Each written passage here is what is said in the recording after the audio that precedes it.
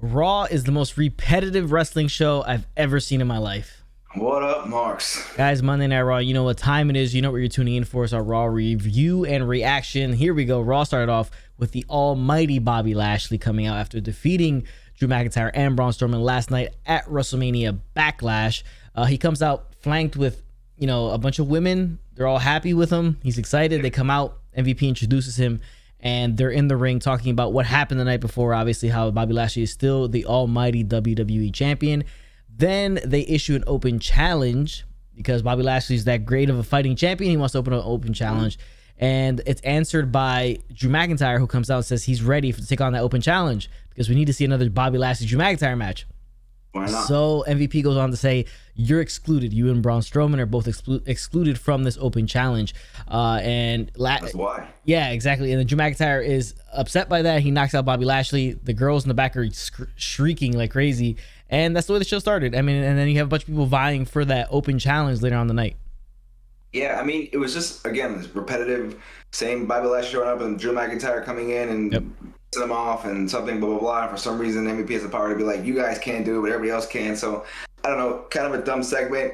It pretty much led to a Raw that's been seen for like at least 2 months now, the same crap over and over again. So, yeah, I mean, just another same repeat of last week, basically. Yeah, Raw is so damn repetitive, the same feuds. You can tell that they have no... direction or confidence in the roster whatsoever. The fact that this is so like repetitive. Now, the next thing on the show, we have Elias versus AJ Styles. So it seems like Riker and Elias are the team that kind of come after AJ Styles and Omos in the future. So we get this match right here, and it ends up in disqualification because Riker decides to attack AJ Styles, and then he distracts Omos so that Elias can beat down AJ. And yeah, that's pretty much it. Not much here to talk about. Not much. It's just, you said it all.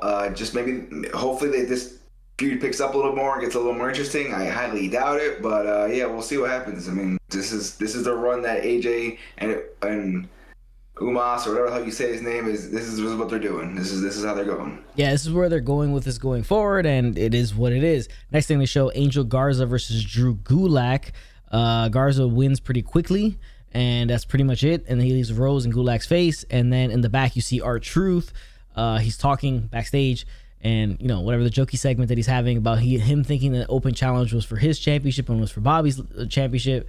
And Bobby's title, actually. Ricky Bobby, yeah. And then he gets rolled up by Akira Tozawa. And Akira Tozawa, again, is the 24/7 champion. And more of nobody cares. At least this is something new on Monday Night Raw. We haven't seen in a month or so, is R-Truth losing his championship. Yeah, I mean, it's been a while. I think last time it was Bad Bunny beat him, so it's been a minute. Yeah, so I mean, something different, I guess. It's been going on for 2 years, but it's different. Yeah, I guess it's different. Next thing on the show was... It didn't happen last week. Yeah, we had Kofi and Xavier meet up with Matt Riddle, who kind of tricked both of them and Randy Orton to meet in the same place at the same time so they can try to, put everything behind them, but Randy's not having it. Obviously, Kofi and Randy have a long history against each other, of course. So there's a lot of that built in there, and then it just ends up being a match between Kofi and Randy. In the end, Woods distracts Orton with the trombone, allowing Kofi to get the win over Randy Orton. Randy Orton is extremely upset about this. He walks off, storms off. At one point, the camera angle makes it seem like he's gonna RKO Riddle.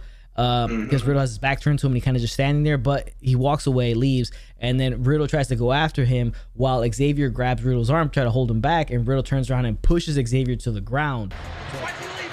Randy Orton is fuming. The Vipers had enough.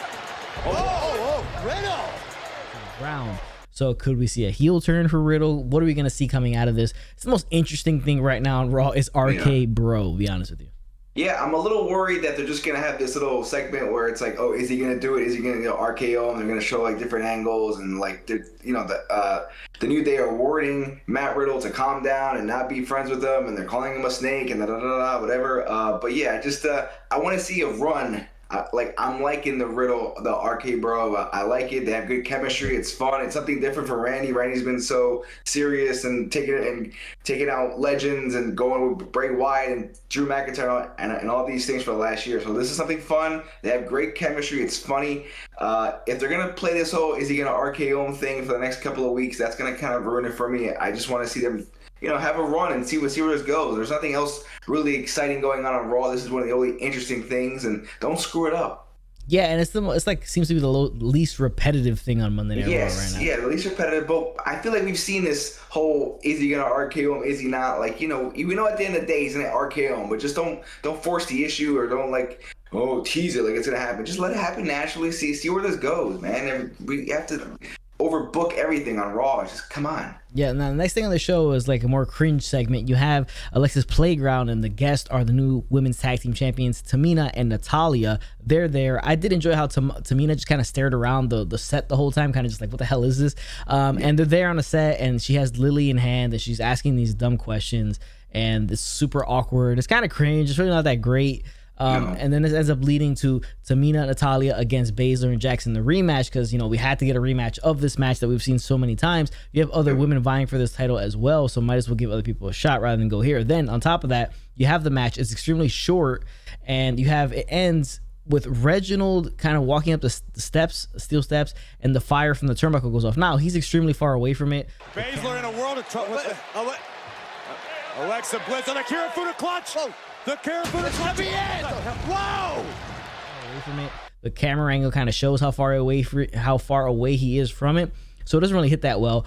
Alexa Bliss was on the stage, so she's obviously involved in how that happened and went down. She's obviously has issues with Reginald for some reason, and this allows Tamina and Natalya hit the heart attack and get the win, retain the titles here. So you hear the laughing from Alexa Bliss. So I don't understand. Is she going to get involved with tag team championships? Is she going to have a tag team match? Her tag team partner be Lily the Doll. Is the Doll going to win the tag team titles?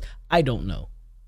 Yeah, I mean, it's just weird to throw her into the whole tag team title. She doesn't have a tag team partner, so that kind of messes things up. Especially when you have Team Glow and Mandy and Dana Brooke. You probably should have thrown them in there and see what they can do with Tamina and Natty, and just kind of push away this team that's been on Raw and SmackDown and all over the place for so long, and Nia and Reginald and Shayna. Like, enough of those people. Like, enough. Reginald sucks. We don't care. He doesn't add anything to the table. I don't know why him being blown up is going to distract anyone or really care anybody, but definitely weird why Alexa's evolved. That cringy segment in the beginning felt awkward and kind of pointless to have her be the one that introduces them on Raw. Yeah. It didn't make much sense.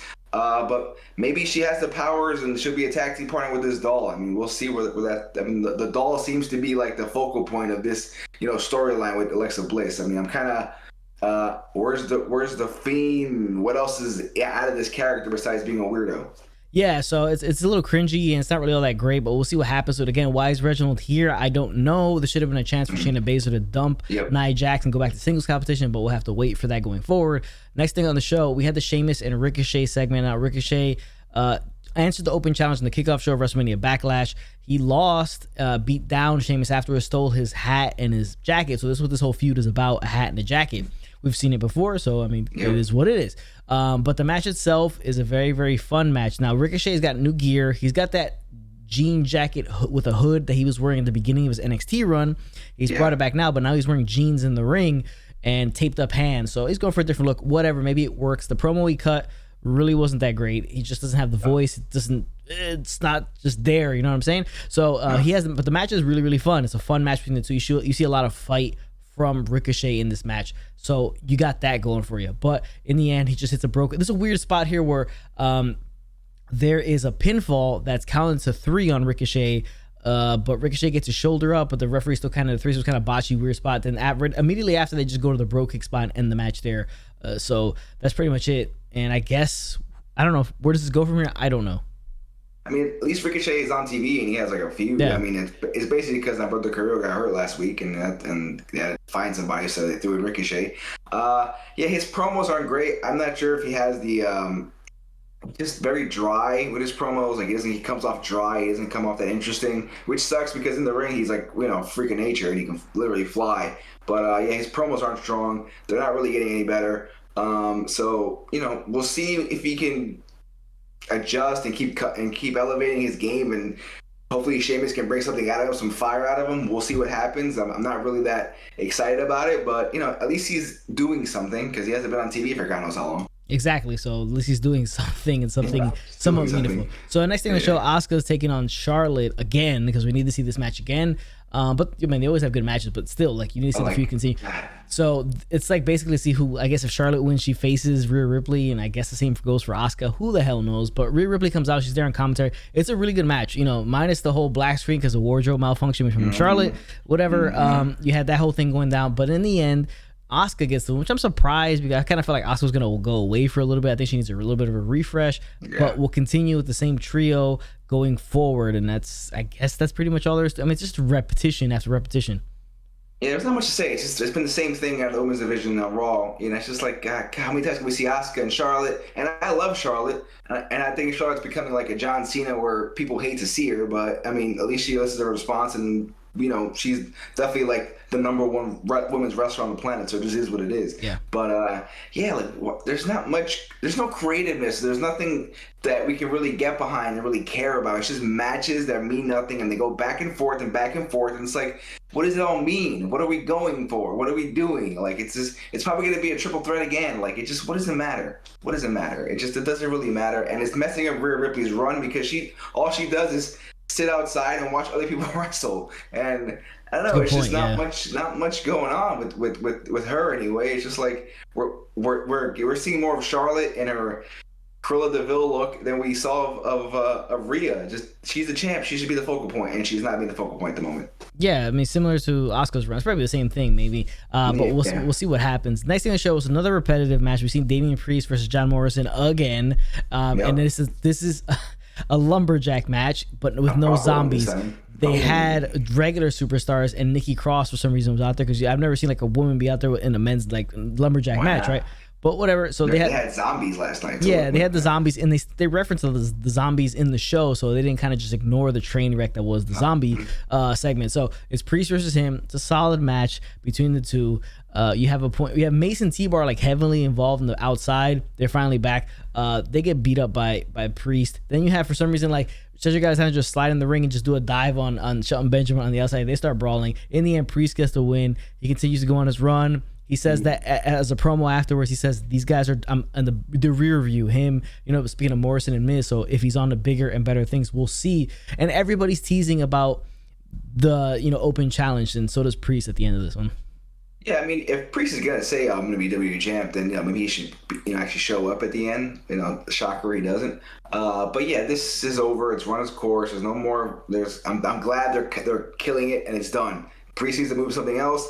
What? I don't know. Maybe he needs to go for the U.S. title against Sheamus, but they're Ricochet, so who knows? But is there anyone else to feud with on the roster? Can we think of anybody who's not like?